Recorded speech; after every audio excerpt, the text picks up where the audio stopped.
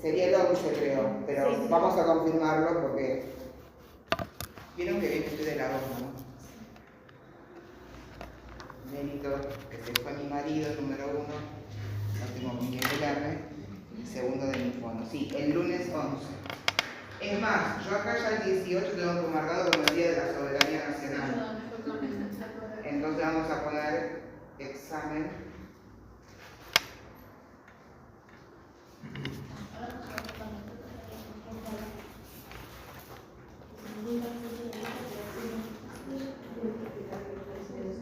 Bien.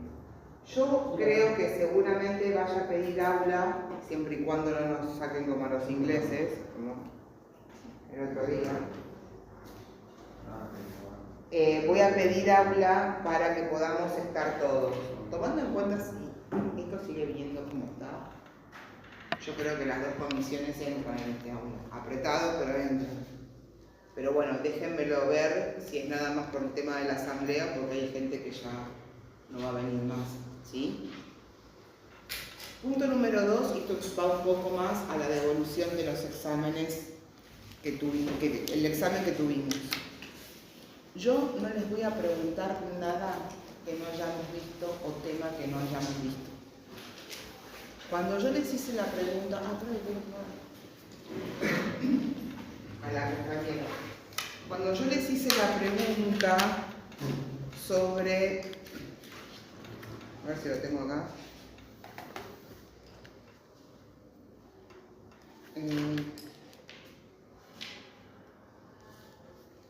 el señor Pascual ha sido su cliente durante muchos años. En diciembre de 2022 usted nos notifica que ha triunfado en la pretensión en el cobro de juicio sumarísimo. Ahí era establecer una diferencia entre clasificación de procesos. No es lo que ustedes le van a decir, tráiganme los papeles, eso es acting, esto es procesal. Van a tener una materia que es práctica territorial y que ustedes van a poder hacer el acting del abogado y demás. Y después, esto va para el recuperatorio que tenía que ver con Aida Monitos. Si estuvimos viendo recusación, excusación, no les voy a preguntar sobre cómo trataría una cuestión familiar entre el cliente, la esposa o la ex esposa. Entonces, empiecen a entender qué es lo que les quiero pedir en un examen. ¿Se entiende esto? Entonces, ahora vimos medidas cautelares, ¿se recibieron el material? Bien. Ahora vamos a empezar a ver prueba, parte general. Bueno, se entiende que el examen va a estar apuntado a prueba, a medidas cautelares, por ahí relacionarlo con un tema que ya vimos que es rebeldía. Creo que los que no aprobaron, fue porque no entendieron de qué estaba hablando. Y otra cosa más, ustedes son abogados. El abogado se maneja escribiendo y hablando. El hecho de que ustedes lean tanto en esta carrera, más allá de los contenidos que suelen ser extensos, el otro tema está para que ustedes puedan escribir y me puedan expresar una idea coherente. No pueden responder en un examen con un cuadro sinóptico, no pueden. Están en la carrera de abogacía, porque yo no sé qué es lo que me quieren decir. Si ustedes ponen plazo de gracia, sacan 2 flechas, nación, provincia, eso está bueno cuando están estudiando. Ahora, cuando están respondiendo un examen, tienen que redactarlo. Y la estructura para redactar es intro, desarrollo y conclusión. Cualquier cosa que ustedes respondan, salvo que sea un verdadero o falso. Ahí ya tiqui van tildando. Pero esas 2 cosas me llamaron la atención y ustedes van a ser abogados. No van a aprobar porque vengan a la clase todo, que está bien, sí es uno de los requisitos. Pero también es cierto que tienen que darle más a la lectura. Lectura de cualquier cosa, desde el desodorante de ambiente cuando van al baño, el celular, un libro sería lo óptimo, porque el libro lo que hace, dice, vos estás siempre leyendo. mi marido sobre todo. Es más, ahora está de viaje y me compró la lintervincha, se llama. Para que yo me la ponga y lea, y no lo molesta a él también, ¿no? El libro también tiene una introducción, un desarrollo y un final. Entonces empiecen a leer todo lo que les venga, una noticia, no TikTok, algo que tenga este desarrollo, porque la verdad que también es muy difícil corregir de esa manera. Tampoco están en un chat donde pueden poder también DB, expediente XPTE, porque ustedes en algún momento van a tener que redactar una demanda, van a tener que presentar un informe en el ejercicio de la profesión, una sentencia, una resolución administrativa, de acuerdo a donde la vida nos vaya llevando. Bueno, entonces tienen que empezar a ejercitar la lectura para tener vocabulario, para tener una coherencia a la hora de redactar. Esto es fundamental. Se notó también la diferencia del alumno, alumna que viene a clase, que va llevando los trabajos prácticos, que participa en clase, no porque para mí sea fundamental que todos participen en clase. Eso tiene que ser para ustedes, no para mí. Pero se nota quién sigue la materia, quién no la sigue, quién estaba en Narnia completamente. O sea, traslado de la demanda, ¿cuántas veces hicimos esta pregunta en clase? El que nunca vino o el que vino y bueno, está ahí boyando y no la sacó. Y para aprobar al menos tienen que tener un 50% del examen bien. Ya después lo demás es validar. Entonces, no los estoy retando, es simplemente un comentario general. Salvo excepciones que me pidieron vía mail la devolución del examen, yo no hago devoluciones porque son temas que estamos todo el tiempo ejercitándolos. Tanto los trabajos prácticos, los contenidos, no es algo que ustedes vienen al examen y no saben qué es lo que le van a tomar como le puede pasar en otras materias. Acá sí saben lo que le van a tomar, ya saben de antemano. Entonces se notó la falta de estudio. No sé qué va a pasar con los otros chicos, si van a venir, si no van a venir, o no sé en qué situación académica se encuentran. Pero trasladen, ¿qué pasó con Andrea? No, se sentía mal. Tiene que no afloje. ¿Vos tenías que admitir? No. Vos. Sentate acá, por favor. Ella tenía dudas de si con un 6 tenía posibilidad de... Tiene posibilidades de promoción. Acá nada más una cosa que tiene que poner. Poner el nombre, por favor. Voy a borrar el pizarrón.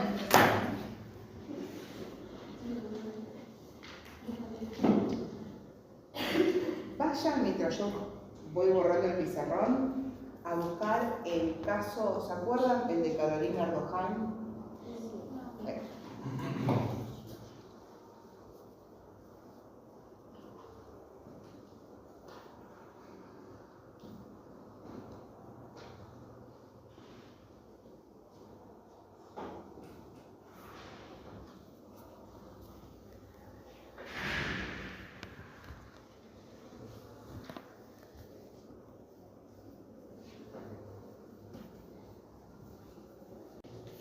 Tenés verosimilitud en el derecho, peligro en la demora y contracautela.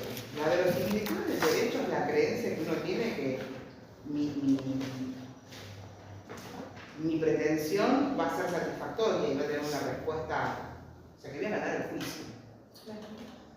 Ahora, el peligro en la demora es el lapso en que tramita el juicio. El objeto de la pretensión o el patrimonio del deudor puede verse en peligro precisamente, entonces hay que adoptar alguna medida para proteger ese patrimonio. La contracautela va dirigido a la persona que está peticionando la medida cautelar. ¿Por qué? Porque en todo momento, dentro de las medidas cautelares, hay que mantener la igualdad entre las partes. Entonces, yo te estoy comprometiendo en tu patrimonio, yo tengo que al menos responder en caso de que esa medida cautelar haya sido mal tomada. Ahí es lo que va a dar un. Pero es un presupuesto. Sí, el presupuesto es. Perfecto. Para eso estamos.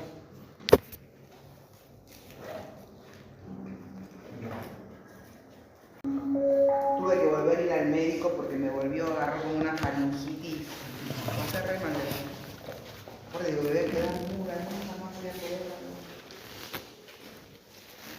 Vamos a empezar a ver pruebas. Cuando hablamos de pruebas, vamos a hablar.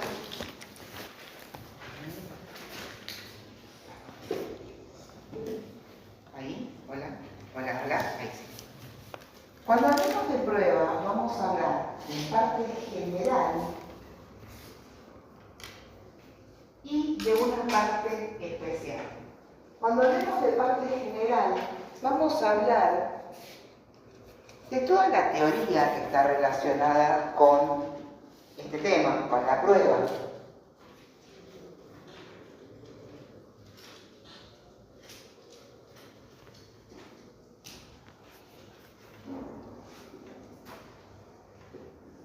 Y de una parte especial, donde vamos a estudiar de los distintos medios de prueba.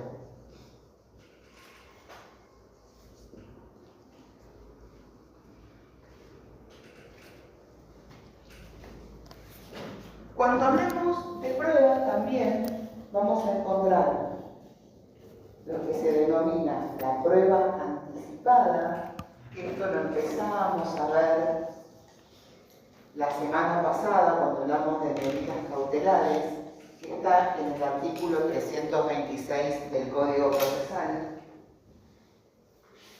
Y, ahí, ahí. Por otro lado, la prueba, entre comillas,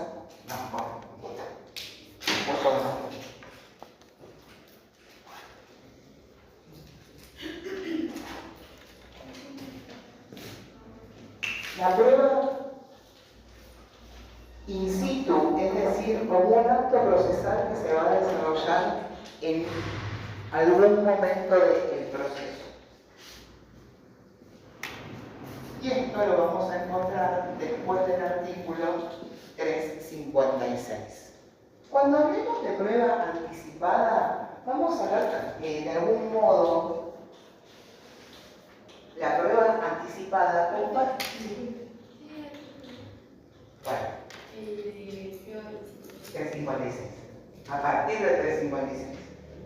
Cuando hablemos de prueba anticipada, vamos a hablar de la incorporación de un medio probatorio con carácter cautelar. ¿Por qué? Porque tememos que ese medio probatorio pueda correr algún peligro, que se destruya, un testigo que se muera, una mercadería que puede perecer. Entonces, nuestro código nos permite y habilita pedir con anticipación. ¿Anticipación a qué? Al proceso, al desarrollo de ese proceso, es decir, fuera de la etapa procesal oportuna. La incorporación, como dije anteriormente, de un medio probatorio. ¿Alguien quiere leer el 326, por favor?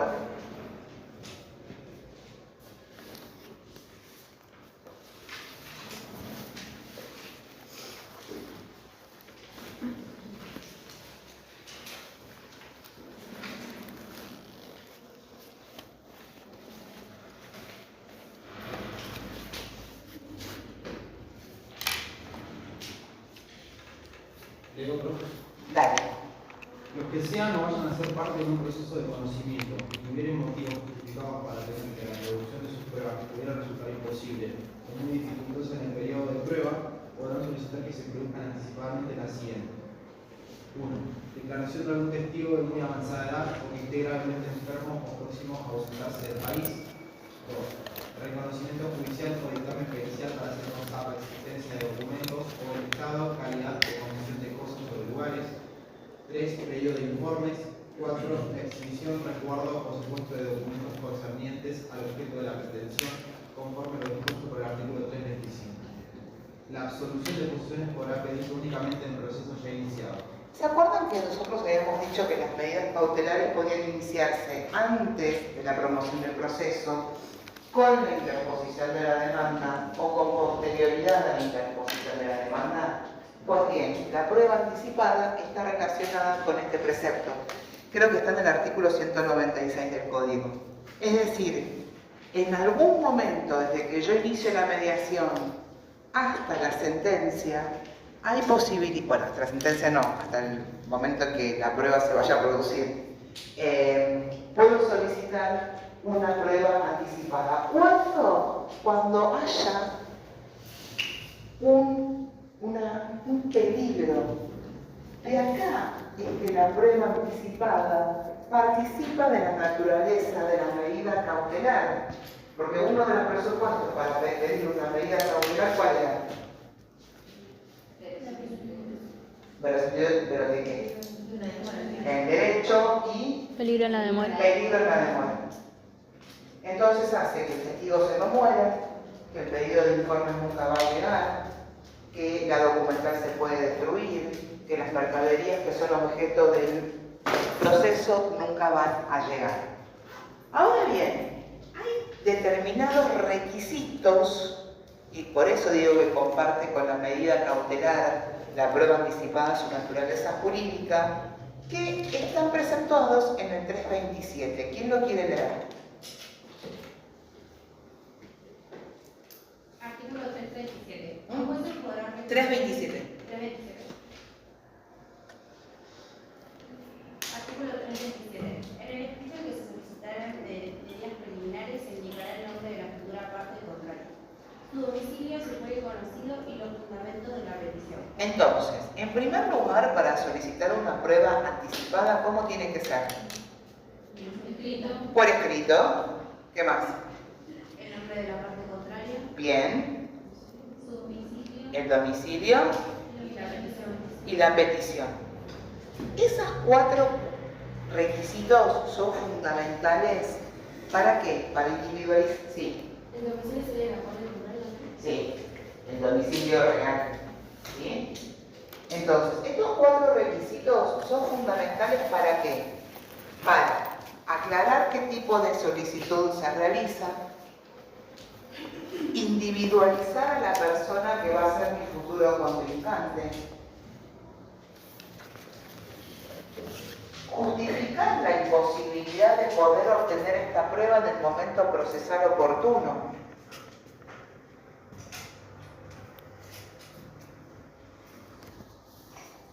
Y los fundamentos. Claramente voy a tener que también individualizar qué medio probatorio voy a solicitar. ¿Un testigo? ¿Un pedido de informes? ¿Un secuestro de una documentación? ¿Un reconocimiento de una cosa que puede ser una mercadería? Vamos, continúa por favor. El juez accederá a las pretensiones y estimar justas las causas en que se fundan, reprendiendo las de juicio en caso contrario. A ver, el juez lo que va a analizar, si es justificado, si es un testigo que tiene 37 años, juega en la primera de Vélez y está bien, y salvo que justifique que va a salir del país, que se va a ir a vivir a Turquía, a jugar a Turquía y que no va a estar acá, bueno, en ese caso está bien, pero en realidad el término justa causa apunta más a una discrecionalidad del juez. En definitiva es el juez el que va a aceptar o no el pedido de prueba anticipada. Continúa. La resolución será apelable únicamente cuando denegare la diligencia. Es decir, si el juez me deniega la solicitud de prueba anticipada, yo voy a poder apelar siempre y cuando... A ver, la denegación por un lado implica también que el juez considera que no hay una justa causa para acceder al pedido que estoy efectuando. En ese caso, puedo apelarla no va a haber ningún problema. Continúa. Si hubiese de practicarse la prueba, se citará la contraria, salvo cuando resultara imposible por razón de urgencia, en cuyo caso intervendrá el defensor fiscal. El diligenciamiento se hará en la forma establecida para cada clase de prueba, salvo en el caso de la pericial, que estará a cargo del perito nombrado de oficio. Entonces, acá no, si bien yo les dije que hay una naturaleza cautelar de la prueba anticipada, no menos cierto es que, en principio, el juez va a resolver y en caso de que otorgue la medida cautelar, directamente va a librar el mandamiento, se va a llevar a cabo y ahí es donde va a citar a la parte. ¿Se entendió esto? Lee el tercer párrafo del 327. Cuarto, perdón. Si hubiese de practicarse, Sí. si hubiese de practicarse la prueba, se citará a la contraria, salvo cuando resultara imposible por razón de urgencia, en cuyo caso intervendrá el defensor fiscal. Alto. En principio, si otorga el juez el pedido de prueba anticipada, lo que va a pedir es que lo notifique a la contraria. Salvo que sea tan urgente como pueden ser los secuestros de historia clínica, donde en general no le avisan a la contraria. ¿Por qué? ¿Por qué? ¿Selene? Peligro en la demora y qué más. Acá donde vemos la naturaleza cautelar. Si yo le aviso a la clínica que le voy a secuestrar la historia clínica, ¿qué es lo más probable que haga? Que la adulteren, o que la cambien, o que la destruyan, como pasó en el caso de, no sé si lo vieron que está en Flow, lazos de sangre, la historia del hermano del director de cine, Koch. ¿Lo vieron? Así que era la chica que faltaba. No, son dos hermanos, uno estaba andando en bicicleta por el hipódromo de San Isidro y le agarra una descompensación en virtud de su diabetes, lo llevan al hospital de San Isidro y termina muerto el tipo. Entonces, en ese caso, ¿le vamos a avisar al hospital que le vamos a pedir la historia clínica? No.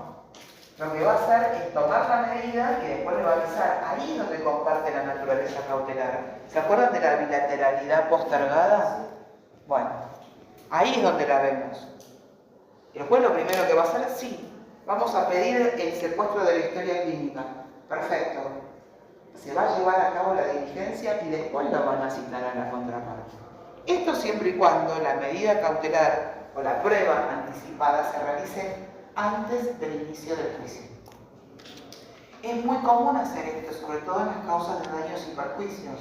¿Por qué? Porque lo que se pretende proteger, donde está la cautio, donde está la prevención, va a estar dado por incorporar un medio probatorio que de lo contrario, si esperamos hasta que en el momento procesal oportuno, se pierda. De hecho, en este caso se adulteró la historia clínica. Es lo que determina que hace muy poco si era efectiva en las condenas solicitadas por el director de cine. Y es más, este caso adquirió relevancia porque el tipo se plantó en un festival, un Goya, dijo: mi hermano lo mataron. Así cuando fue a recibir su premio, en vez de utilizar el tiempo de saludar a la mamá, al papá, al perro, a la esposa, a mi hermano lo mataron. Y esto determinó que una causa que estaba paralizada continúa. Tuvimos, digo, porque también a la sociedad le interesa tener condenas en casos que son tan neurálgicos y sobre todo que tienen con la salud. Bien, ¿se entendió ahí, Isabela? Sí. Perfecto. El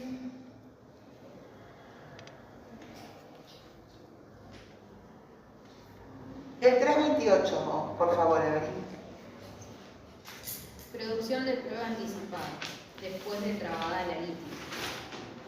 Después de trabada la litis, la producción anticipada de prueba solo tendrá lugar por las razones de urgencia indicadas en el artículo 326, salvo la atribución conferida al juez por el artículo 36, inciso cuarto. ¿Qué dice 2036, inciso cuarto?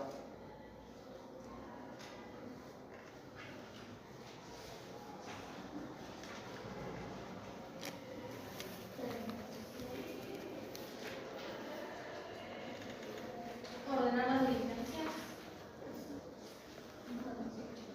diligencias necesarias para esclarecer la verdad de los hechos controvertidos, respetando el derecho de defensa de las partes. A ese efecto podrán disponer en cualquier momento de la comparencia personal de las partes para requerir las explicaciones que estimen necesarias al objeto del pleito, decidir en cualquier estado de la causa la comparencia de testigos con arreglo a lo que dispone el artículo 452, peritos y consultores técnicos para interrogarlos acerca de lo que considere necesario, y mandar con las formalidades prescriptas en este código que se agreguen documentos existentes en poder de las partes o de terceros en términos de los artículos 387 a 389. Ahí está.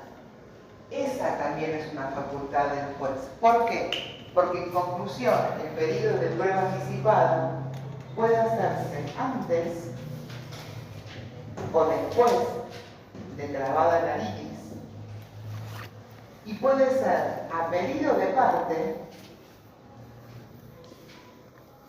o puede ser porque el juez así lo disponga en virtud de las facultades que le confiere el mismo código.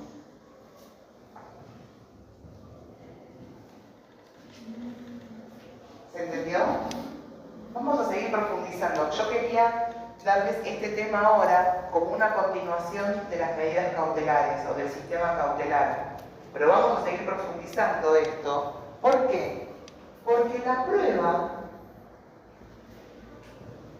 va a tener lugar siempre y cuando el expediente no haya culminado por desistimiento, por allanamiento, por caducidad, por conciliación, por transacción. Es decir, para que la prueba o este tema tenga vigencia dentro del proceso, las partes no se pusieron de acuerdo con respecto a sus posiciones. Sus posiciones, no suposiciones, sus posiciones. De hecho, las partes se mantienen en ellas, en las posiciones, ¿no?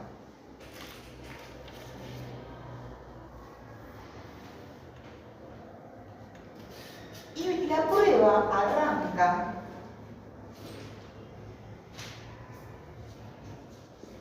cuando sucede lo prescrito en el artículo 359 del Código. ¿Qué dice acá la compañera? ¿Cuál es tu nombre? ¿Cuál es tu nombre? Verónica. Dale.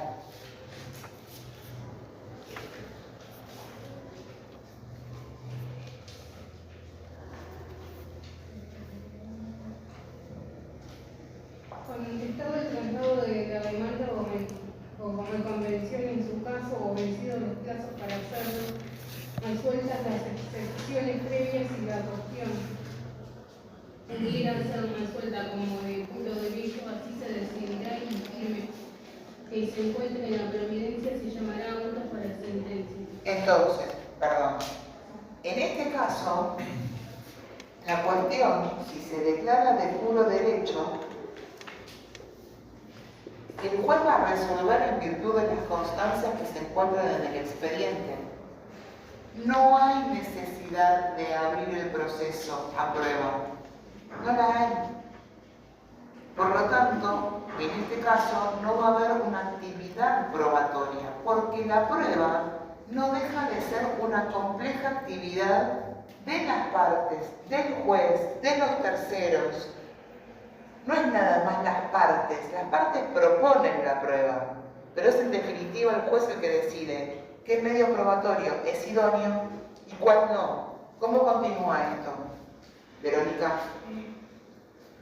Si se hubiesen allegado hechos conducentes acerca de los cuales no hubiese conformidad entre las partes, aunque éstas no lo pidan, el juez exhibirá la causa a prueba procediendo de acuerdo a lo preceptuado en el artículo 360. La audiencia allí prevista se celebrará también en el proceso sumarísimo. O que la causa se abra a prueba.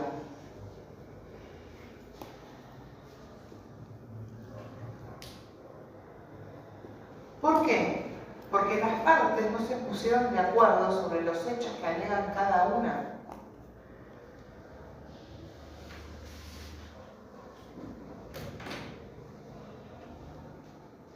Entonces, esta resolución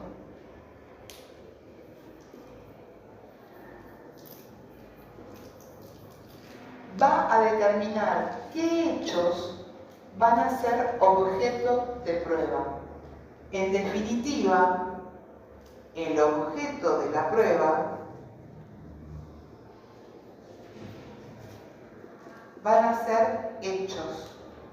¿Qué hechos? Preguntó. ¿Qué hechos van a ser objeto de la prueba? Los alegados por las partes. No puede ser un hecho que no hayan sido alegados por las partes. ¿Cuándo? En los objetos de demandas, de reconvención, cuando se oponen excepciones. Ambas partes van a poder proponer qué prueba se van a valer para esclarecer la verdad de los hechos.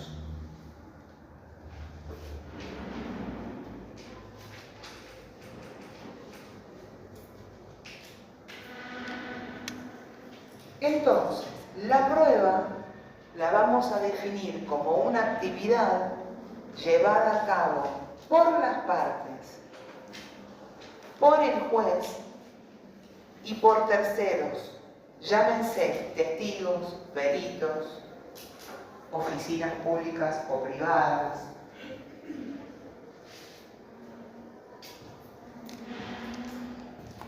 Y va a tener por fin, la prueba, esclarecer la verdad de los hechos alegados por las partes, a demostrar la existencia de esos hechos, ¿o no?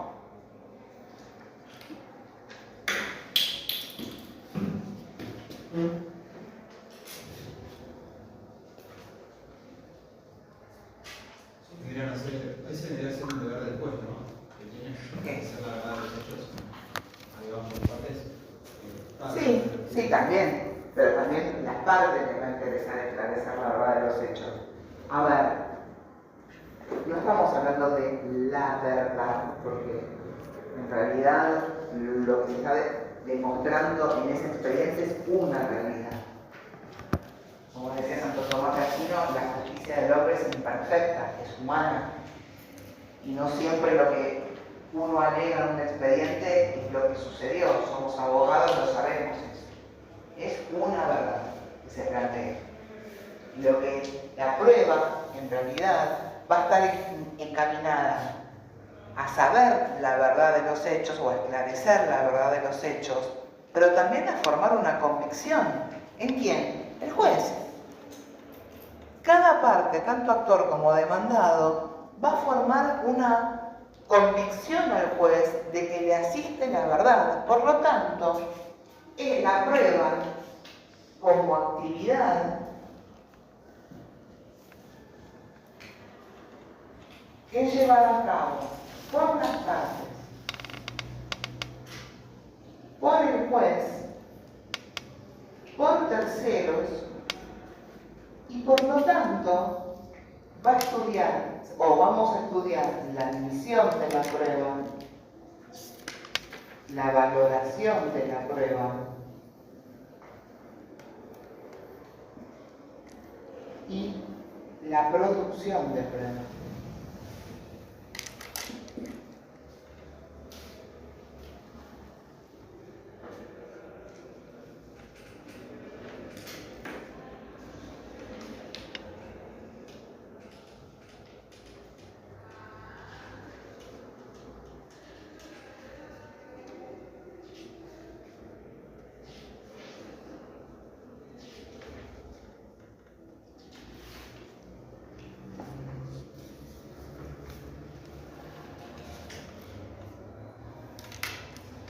Ahora bien, habíamos dicho que en virtud del artículo 359, 360, la causa puede abrirse a prueba y el juez va a dictar una resolución, ¿sí?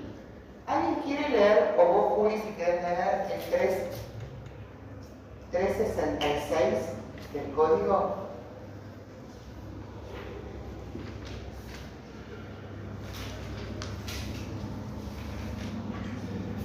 Inapelabilidad.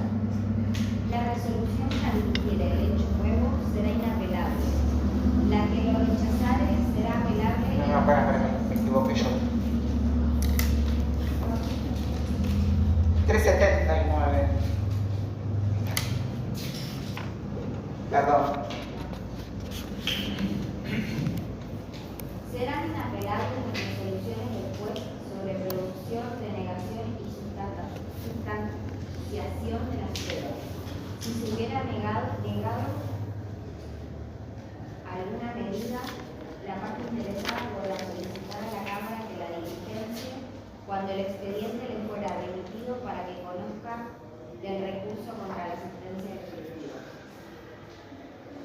Es decir, la resolución por la cual el juez abre la causa a prueba va a ser inapelable y tiene su razón de ser, y su razón de ser tiene que ver con la celeridad dentro del proceso. Imagínense si cada parte empieza a apelar la resolución del juez que admite determinado medio probatorio o no. No terminamos más. El proceso se hace eterno. Entonces, fundado en la celeridad, este auto o esta resolución por la cual el juez admite o no la prueba va a ser inapelable. Recuerden que las partes ofrecen los medios probatorios en sus escritos de inicio o de contestación, pero es el juez el que va a ordenar la producción.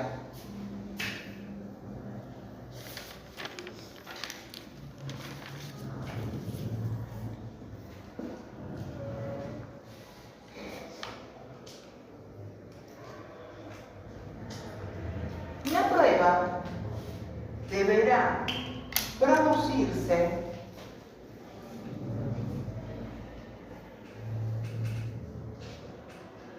sobre los medios que están legislados en el código.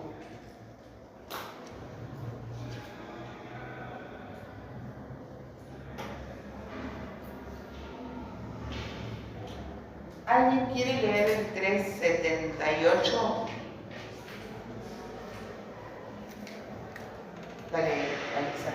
La prueba deberá producirse por los medios previstos expresamente por la ley y por lo que el juez disponga, a pedido de parte o de oficio, siempre que no afecten la moral, la libertad personal de los litigantes o de terceros, o no estén expresamente prohibidos para el caso. Los medios de prueba previstos se diligenciarán aplicando por analogía las disposiciones de las que sean semejantes o, en su defecto, en la forma que establezca la proceso. Vale decir que solamente se va a poder ofrecer aquellos medios probatorios que se encuentran legislados. 378.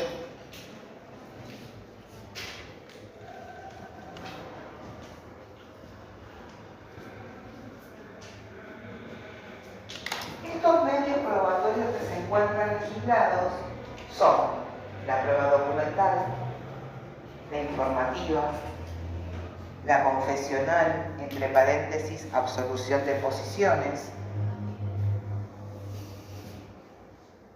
la testimonial,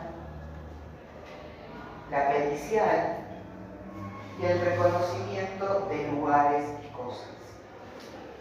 Esta enunciación precisamente es meramente enunciativa, porque hay un principio de libertad probatoria. Tal es el respeto que hay por este precepto constitucional de la petición de las autoridades. Es la misma ley la que permite una libertad y amplitud cuando hablamos de prueba. Por eso, el segundo párrafo del 378 abre la puerta a algún medio probatorio que no se encuentre expresamente legislado. Esto también trajo una discusión cuando se empezaron a incorporar dentro del proceso las tecnologías como medio probatorio.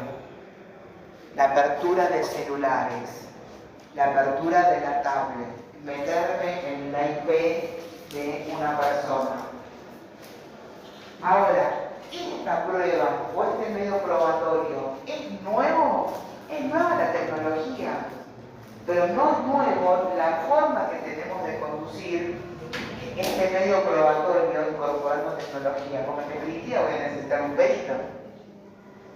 No es algo tan dramático, pero se ve que el legislador tuvo mucha imaginación y solicitó como una ampliación de los medios probatorios para aquellos casos donde no estuviera expresamente previsto.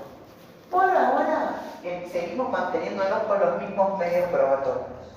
Ahora bien, la prueba, habíamos dicho que recae sobre los hechos que son pertinentes o conducentes para la resolución del conflicto. Conducentes. Son sinónimos. Y va a recaer sobre los hechos cuya demostración tenga un interés para el proceso.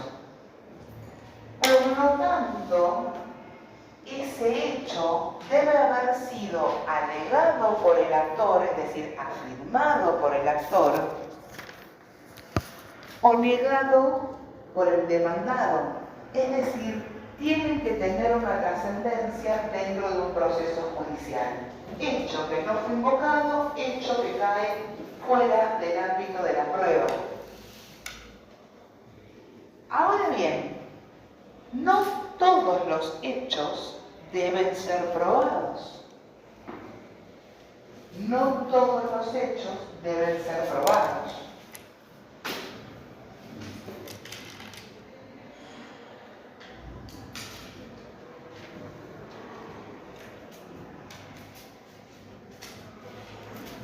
Hay hechos que se encuentran exentos de prueba.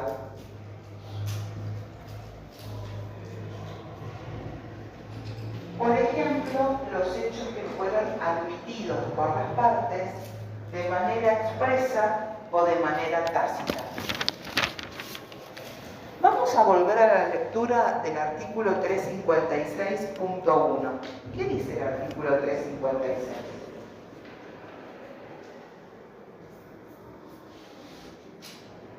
Reconocer el lugar de cada uno de los hechos expuestos en la norma.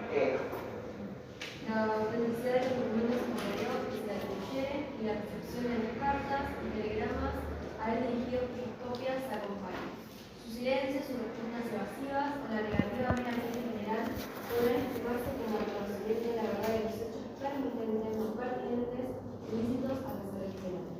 En cuanto a los documentos, se tendrán por reconocidos o recibidos según el caso.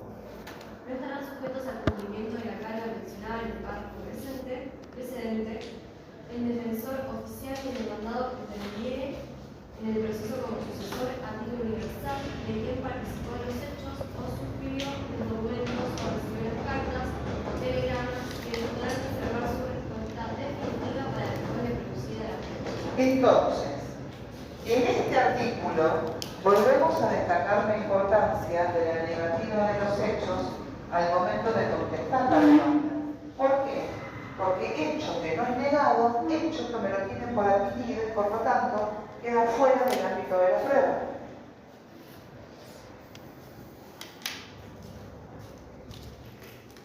O 356.1. sea, si vos le negás un hecho, ese hecho lo tienen como Admitido. realizado. Entonces no se toma como prueba porque como que se afirmó que pasó, digamos. No es que se afirmó. ¿Te acordás cuando vos estudiaste en Civil 1 el silencio como manifestación de la voluntad? Bueno, acá se aplica esos principios. Si el demandado, al momento de contestar demanda, no niega categóricamente en general los hechos y pormenorizadamente, ese hecho que vos no negaste en particular te lo tienes por admitido. Porque hay una carga o una obligación legal de expedirse. Por eso también la técnica legislativa continúa y dice su silencio. teoría de el silencio como manifestación de la voluntad, que lo van a tener por admitido. Si está por admitido, queda fuera del ámbito de la prueba. ¿Por qué? Porque los objetos de la prueba van a ser hechos controvertidos entre las partes.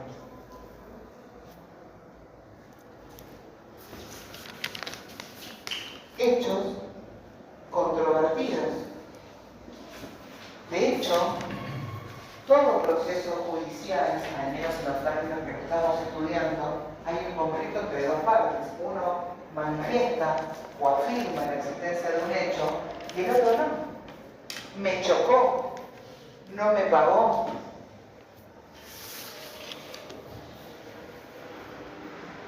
Tampoco entran dentro del ámbito de la prueba los hechos que se encuentren dentro de una presunción legal. ¿Saben lo que es una presunción legal, no? Ya lo vieron en Civil 1.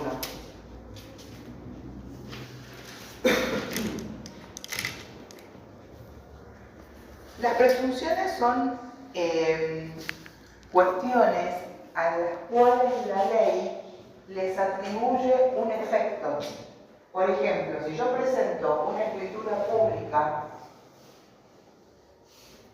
¿esa escritura pública hace plena fe dentro del proceso?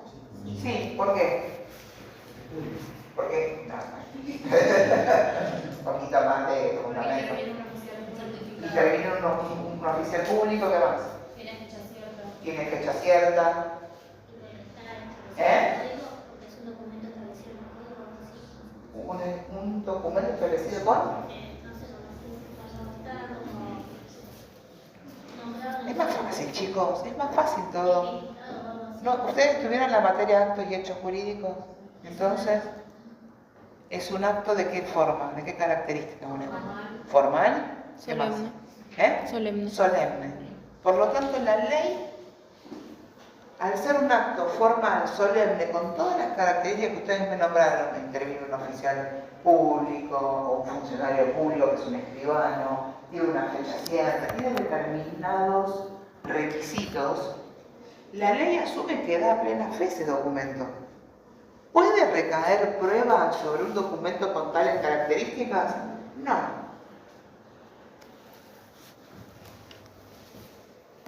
Hay otros mecanismos para desvirtuar ese documento, pero por lo pronto se lo va a tener o va a estar fuera del objeto de la prueba.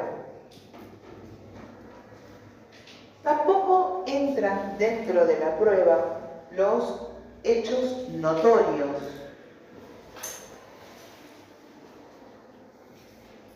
Estos hechos son aquellos conocidos por la generalidad de las personas, de los ciudadanos.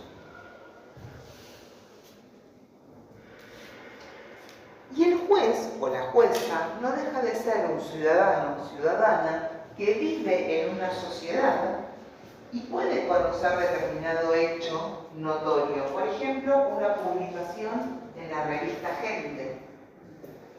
Por ejemplo, el huracán que hubo o el tornado que hubo el 17 de diciembre del 2023. Lo sabíamos todos, porque lo vimos por la tele, lo pudimos experimentar en nuestras casas, podremos haber sufrido o no un daño, pero el juez también es una persona que se encuentra dentro de una sociedad y por lo tanto lo va a conocer. Ese hecho no va a hacer falta probarlo. Por ahí podemos probar el hecho de si el auto estuvo estacionado o no y por eso sufrió el daño y el seguro no lo quiso cubrir. ¿Sí? Otros hechos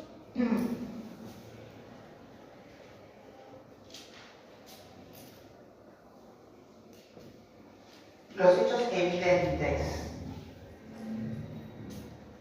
lo que es claro, lo que no ofrece ninguna duda y en general pasan por nuestros sentidos. Si yo redacto en la demanda en el día había sol, bueno, el juez puede interpretar que si había sol no había oscuridad. Es medio estúpido lo que estoy diciendo, pero tiene que ver con la probanza no del clima, sino por ejemplo de la visibilidad. Se entiende que si había sol hay más visibilidad que cuando es una noche cerrada sin luces. ¿Sí? Esto también queda fuera de la prueba, porque tiene que ver con lo que pasa por los sentidos. Y el juez no deja de ser una persona humana con sentidos, en el mejor de los casos, como nosotros. ¿Cómo lo definían los hechos de los sentidos? Evidente.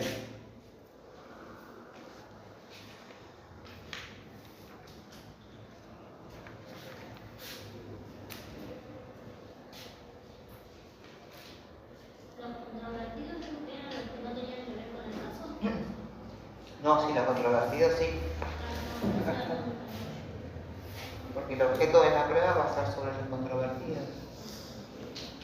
Claro. Claro.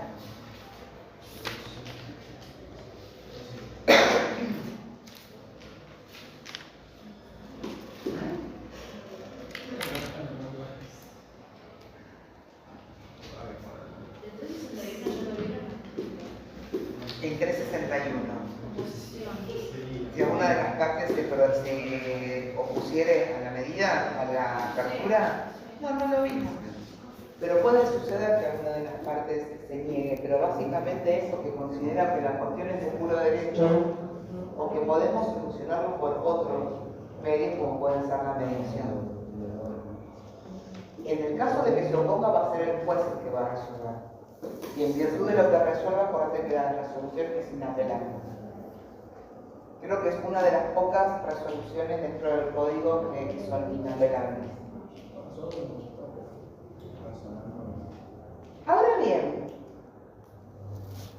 puede suceder no. Vamos a hablar sobre la carga de la prueba.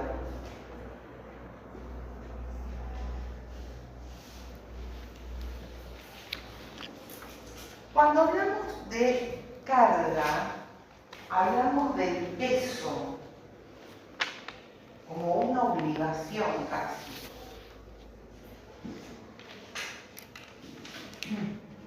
Cuando hablamos de carga, es una pregunta que se hacen tanto las partes como el juez. ¿Quién debe probar un determinado hecho? ¿Qué se debe probar dentro del proceso?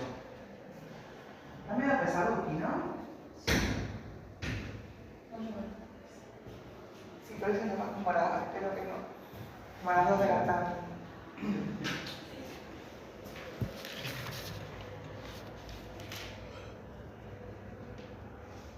Y el artículo 377 nos da la respuesta.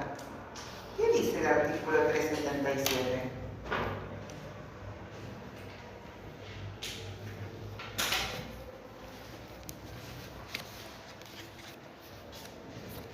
Incumbirá la carga de la prueba a la parte que afirme la existencia de un hecho controvertido o de un precepto jurídico que el juez o el tribunal no tenga deber de conocer. Cada una de las partes deberá probar el presupuesto del hecho de la norma o normas que invocare como fundamento de su pretensión, defensa o excepción. Si la ley extranjera invocada por alguna de las partes no hubiere sido probada, el juez podrá investigar su existencia y aplicarla a la relación jurídica materia de litigio. Entonces, de acuerdo a lo preceptuado en el Código, nuestro sistema establece que quien alega la existencia de un hecho debe probarlo. No es el actor el que debe probar, pero en virtud del movimiento del expediente y el principio de contradicción, se entiende que el actor afirma y el demandado niega. Entonces, parecería ser que sería el actor el que debe probar. ¿Se entiende esto? Cuando Vos comenzás una demanda, lo haces afirmando. Me operé el día 15 de octubre del 2023. Luego de la cirugía empecé a tener fiebre. Lo que va a decir el demandado, ¿qué es? Que no. Así que no. Así pones un no grande en la hoja. ¿Qué vas a poner? Que no tuvo fiebre, que no fue al hospital. Que no la operaron. Entonces, como está negando, va a ser definitivo el actor el que va a tener que probar, salvo que oponga algún otro tipo de actitud, se vuelva a correr traslado y el actor empiece a negar, como por ejemplo en la reconvención. Ahí va a tener que probar el demandado por el mismo juego dentro del proceso. Por eso el principio es más abierto. El que alega prueba. El que afirma debe probar. Pero atenti, probar no solamente hechos, sino también derecho. Puede ser que las partes invoquen alguna legislación que el juez no tuvo en cuenta, o que no sabía, o que desconocía, o que es muy nueva, y por lo tanto la parte debe probar la existencia de ese derecho. Recuerden que la demanda se funda en derecho vigente, lo dice el 330 esto.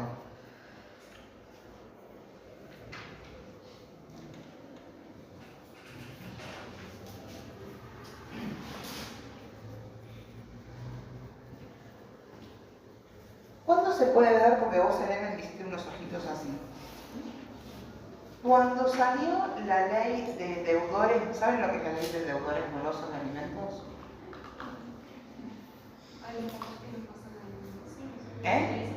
Claro. Es el escrache.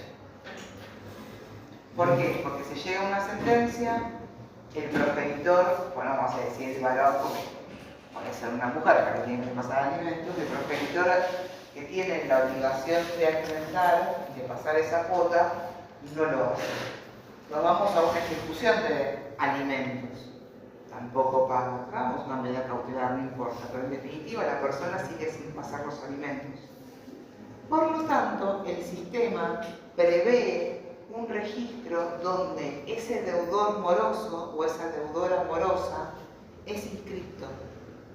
Y a partir de ahí tiene determinadas consecuencias. Por ejemplo, creo que pasó en pandemia, no sé si recuerdan el caso, no puede salir del país. ¿Se acuerdan el caso de la persona que iba a ir a Nueva York con su nueva pareja? Pidió un permiso, porque si pedías permiso podía salir del país, y le dijeron, usted no puede salir porque está en el registro de deudores morosos. O sea, tenés plata para irte a Nueva York, pero no para cumplir lo que después está disponiendo. No podés sacar registro, no podés sacar créditos, es decir, tenés impedimentos para realizar algunos actos de la vida. No digo que es una incapacidad, es un impedimento que al momento que él pague se le levanta. Cuando salió esta ley fue muy novedosa, ¿por qué? Porque movía un poco esto de que el alimentante no pasaba alimento y no pasaba nada. Yo lo invoco en un expediente y el juez inmediatamente me ordena producir prueba sobre esta legislación que yo estaba invocando. Hubiera sido más fácil que consultar a él, pero bueno, tuve que ir en ese momento, estoy hablando 20 años, hasta la ley, pedir la ley en el diario jurídico, pedir el ejemplar y acompañarlo. Entonces, no solamente se prueban hechos, también se debe probar derecho.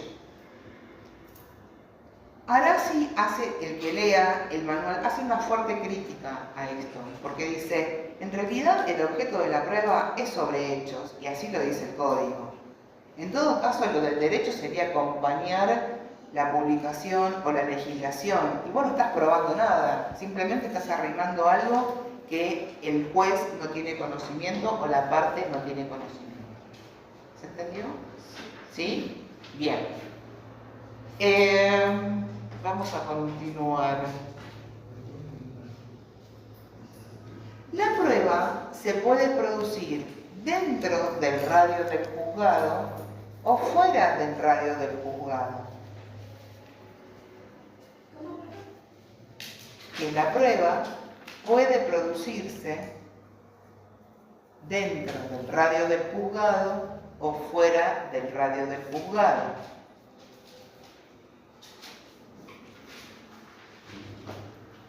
Si la prueba se produce dentro del radio del juzgado, es obligación que el juez esté presente en todas las diligencias que se practiquen, ya sea ordenando la producción, por ejemplo, de un oficio, asistiendo a la audiencia testimonial, obviamente y desde ya a la confesional, designando perito,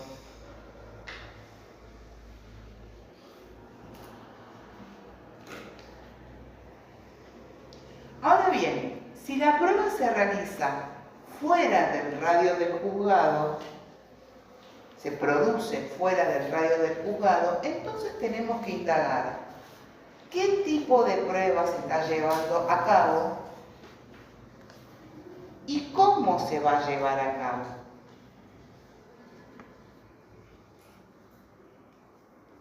Por eso, si se trata de un pedido de informes, de una documental, el juez va a hacer uso de la ley 22.172, que son comunicaciones fuera del radio del juzgado.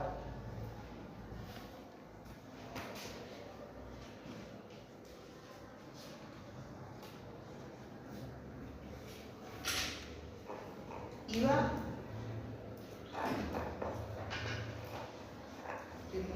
Estoy muy conectada. Ahí va. Había un nene que era en pandemia, también estaba con un arito, con los auriculares, con el barbijo, cuando estoy así, los anteojos. Hay que tener la cerebro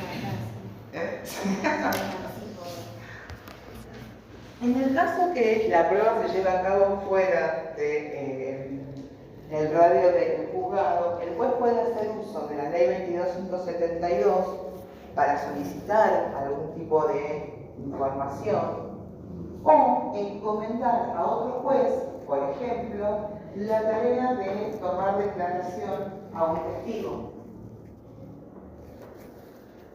Es el juez el que va a tener un papel preponderante a la hora de producir la prueba, pero también de apreciar la prueba.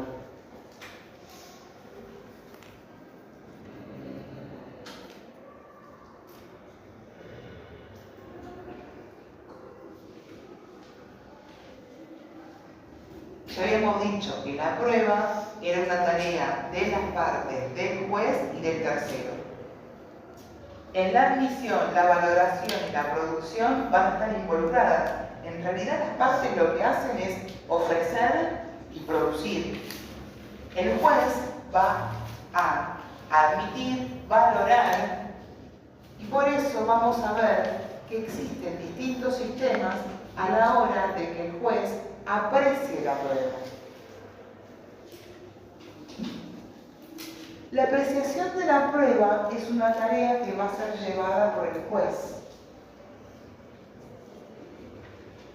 y la va a llevar a cabo al momento de dictar sentencia.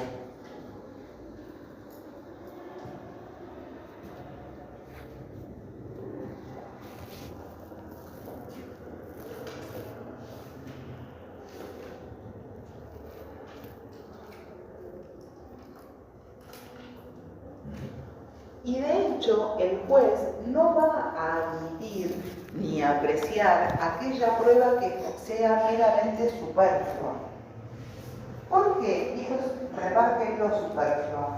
Porque nosotros, al momento de iniciar el juicio, de interponer la demanda o de contestar esta demanda, lo que vamos a hacer es disponer de todo un plexo probatorio con el fin precisamente de eso, que no exista la razón, de probar aquel hecho que es controvertido entre las partes. Entonces ponemos todo, documental, informativa, confesional. El juez va a decidir su admisión o no, pero no por un criterio arbitrario, sino para ver que este medio probatorio sea adecuado e idóneo para probar aquello que las partes están alegando.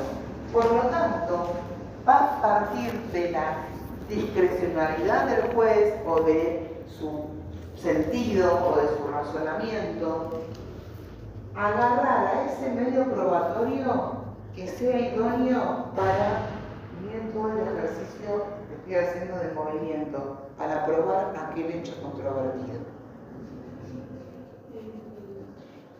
El juez entonces va a tener o va a disponer de distintos sistemas para apreciar la prueba.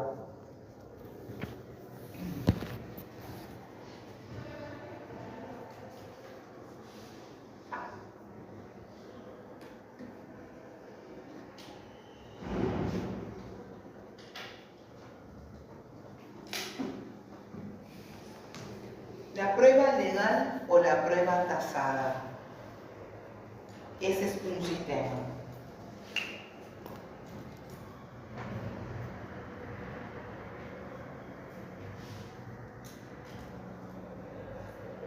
Ojo, no es un medio probatorio, es un modo de apreciar la prueba.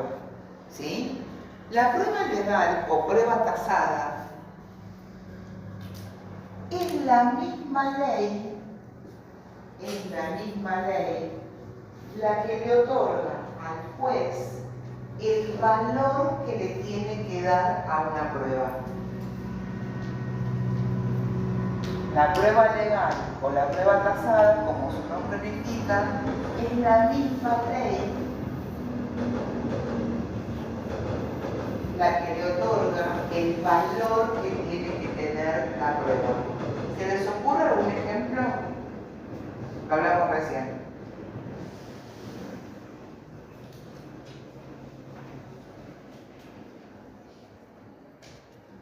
La ley 222. ¿Cuál? No. ¿Cómo? Claro. ¿Cuál era el documento que nombramos hace un ratito? La escritura. El juez no puede cambiar el carácter porque se le ocurre de un instrumento público. Ya la ley le dice, mira, si lo firmó un escribano, estuvieron las partes, dieron fe de la capacidad, se anotó esto en un registro, esa escritura hace plena fe del acto que se otorgó por esa escritura. Encontramos después que hay vías para impugnarlo, pero eso es otro cantar. Acá está dado porque la ley ya le otorga un efecto jurídico a ese acto solemne, a ese acto jurídico solemne y formal, y el juez no lo puede cambiar. El juez tiene que evaluar en virtud de lo que tiene ante su vista. Y si dentro de la documental le aportaron una escritura o un instrumento público, el juez no puede cambiar la naturaleza de ese instrumento porque se le ocurrió, sino que ya la ley le otorga un valor a ese medio probatorio. Y el juez así lo tiene que contemplar. ¿Se entendió? Bien. Hay otro sistema que es el de la libre convicción.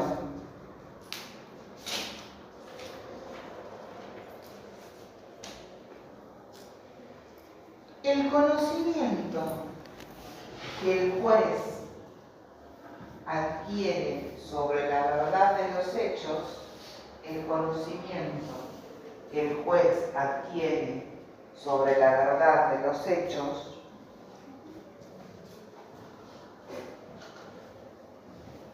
puede hacerlo con la prueba que surge del expediente, fuera de la prueba del expediente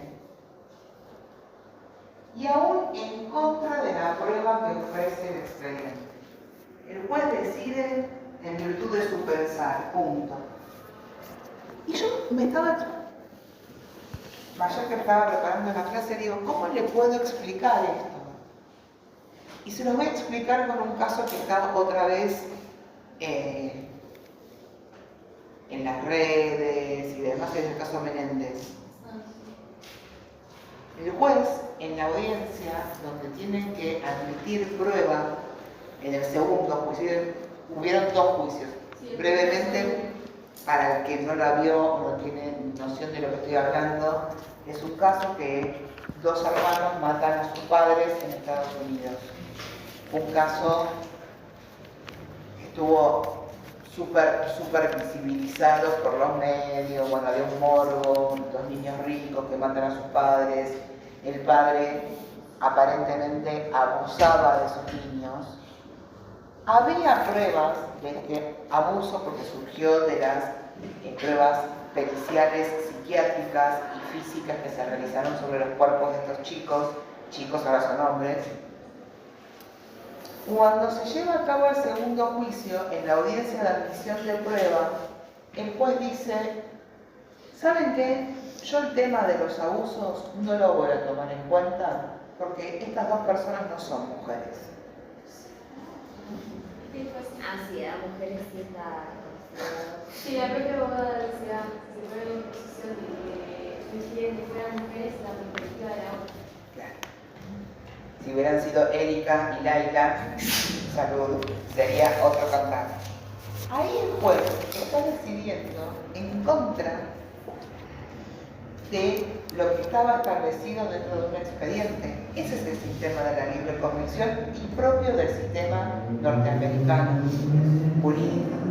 El juez no decidió, por eso ahora va a haber una tercera audiencia o un tercer juicio con estas políticas nuevas de género y demás, el movimiento Me Too en Estados Unidos que es muy fuerte, para ver si estas personas pueden morigerar su pena o pueden salir en libertad. Pero en este caso, el juez, al momento de la audiencia, dijo, ¿saben qué? Como no son mujeres, no vamos a tomar en cuenta las pruebas que tienen que ver con el abuso. Acá hubieron 2 personas que mataron a sus padres. Punto. Ese es el sistema de la libre convicción. Es el juez el que decide en base al expediente. Esto acá es el mismo error, o sea, en Argentina. Es más, si ustedes ven la película o el documental o ven material sobre ellos y lo contraponen con nuestro sistema, jamás se permitiría que 2 personas, si le declaran la nulidad de un juicio, queden presas. En general en Argentina se las sacaría libre o en todo caso, si son culpables, se las vuelve a encarcelar. Y 2 entre el primero y el segundo.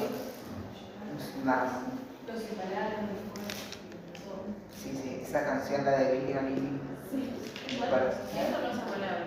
El sistema que dijo el juez no es apelable. No, el juez en la Argentina, ahora vamos a ver qué es lo que va a tomar el juez a la hora que está consagrado en nuestro código. Yo estaba viendo una serie también basada, una película basada en hechos reales, donde la asesina era una mujer.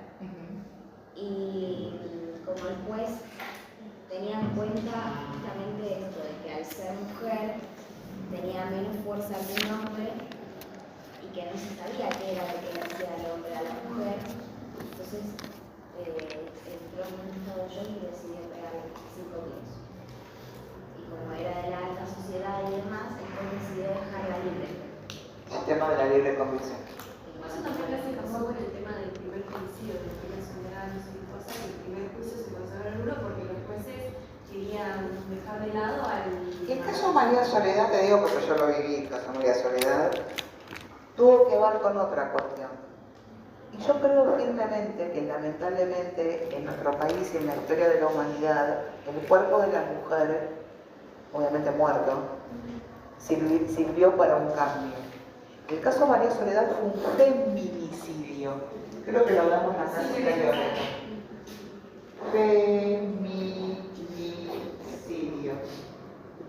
¿Por qué? Porque sucedió en 1992 y en ese momento no existía la ley de femicidio. Profe, Sí. ¿consulta es apelable la libre convicción? No. Ahora vamos a continuar. Termino con esto y ya no hay apelabilidad en ninguna de las cuestiones. Tiene que ver con la apreciación. ¿Cuándo realiza la apreciación el juez de la prueba? La sentencia. Entonces, ¿las sentencias son apelables? Sí son apelables. Puntualmente no vas a apelar qué sistema eligió el juez, sino que la apreciación que hizo sobre los hechos y la prueba. Volviendo al tema del femicidio, María Soledad Morales, ese cuerpo de esa chica de 17 años, sirvió en primer lugar para establecer las marchas de silencio como mecanismo de protesta. Fue una creación netamente de las marchas de este feminicidio. Y en segundo lugar, sirvió para cambiar radicalmente la política de Catamarca, donde era un sistema feudal que hacía 70 años que gobernaba exactamente la misma persona. Yo también lo vi, me pareció un poco lento el documental. Sí. Pero y ahí hubo una nulidad, porque en realidad hubo una parcialidad de los mismos jueces que integraban el tribunal. Y hubo una cuestión política después. Entonces, ya el segundo juicio de María Soledad, a nadie le importaba a María Soledad, vamos a ser sinceros, más que a los padres. No estaba más en el segundo juicio, como que el nombre de ella estaba más tapado por la política que por otra cosa, no por ella misma. Es verdad. Y fue una aberración lo que hicieron, bueno, muchos acá son muy jóvenes, la encontraron tirada en la ruta, violada, el cadáver, le habían puesto cocaína por todos los agujeros que tenemos en el cuerpo, lo habían lavado después. Hicieron lavado de estómago para el hospital, pero ella estaba muerta la chica. Sí. Y nadie quería hablar porque todos tenían miedo. Fue un caso que impactó muchísimo, yo tendría en ese momento, no sé, 15 años, cuando pasó. Y la verdad que fue algo que nos choqueó porque ya veníamos de otro caso que era Jimena Hernández, la nenita que mataron en el 88 en el colegio Santa Unión. Paradójicamente yo doy clases a la vuelta de ese colegio y fui a ese colegio. Entonces ya veníamos también medio golpeados, nuestra generación fue muy golpeada porque aparte no teníamos ley. Yo celebro las leyes, celebro las manifestaciones, celebro los movimientos, Michu, todos donde podamos reivindicar la presencia femenina y estos abusos, ¿no?, de poder, sin lugar a dudas. Pero, a ver, no inventamos nada. Esto se dio desde Roma antigua a la actualidad. Las mujeres siempre pasamos por esto. No quiero decir con esto que todos los hombres maten a estas mujeres. Y no sé qué es más duro, si la muerte en sí o la muerte que tenés post-mortem, cuando ya las sentencias no son justas a veces. Volviendo a esto, para que no haya lugar a crítica, este es el sistema que hay en la Argentina.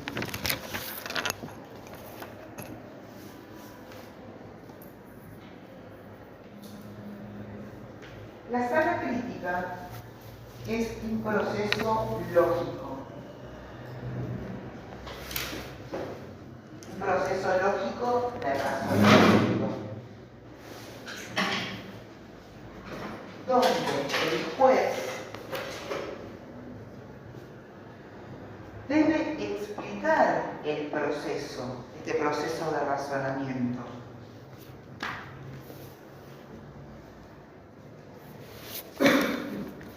Muchos procesalistas afirman que la sana crítica es un arte de juzgar, de razonar, de pensar, sin vicio y sin error. Lo que hace el juez a través de la sana crítica es apreciar los hechos,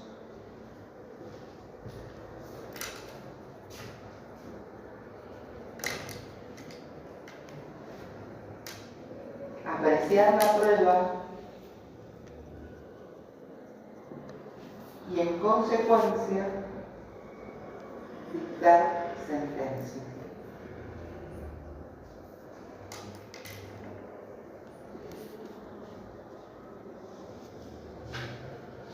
Pero el límite que va a tener el juez es la lógica, la experiencia, obviamente la ley.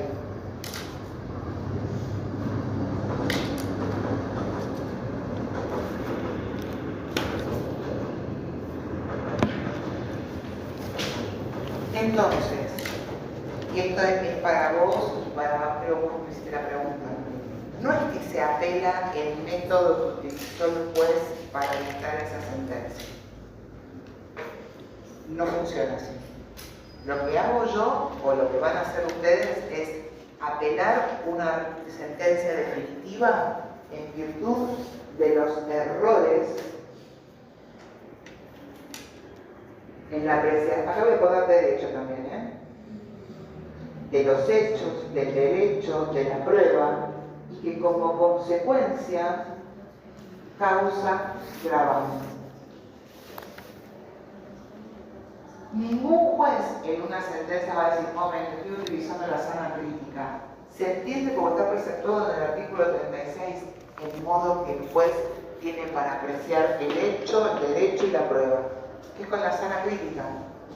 Ahora bien, en determinadas cuestiones sí puede ir a la prueba tasada, porque más allá del arte de razonar sin vicio, sin error, del derecho, del hecho y de las pruebas, y así emitir o resolver y llegar a la sentencia, lo menos cierto es que el juez no puede sacarle la calidad de acto jurídico formal y solemne con una escritura. Entonces, ya leyendo, si hay un documento de estas características, vamos a saber que el juez, más allá de la sana crítica, en ese momento está apreciando de acuerdo a la prueba tasada. Pero no es que voy a impugnar esto o esto. Se impugna una sentencia en virtud de un error y que causa un gravamen irreparable. Este es el fundamento de todo este gravamen o este error se denomina agravio. Perjuicio que me causa esa sentencia, en todo o en parte, pero no es que apelo un método, no funciona así.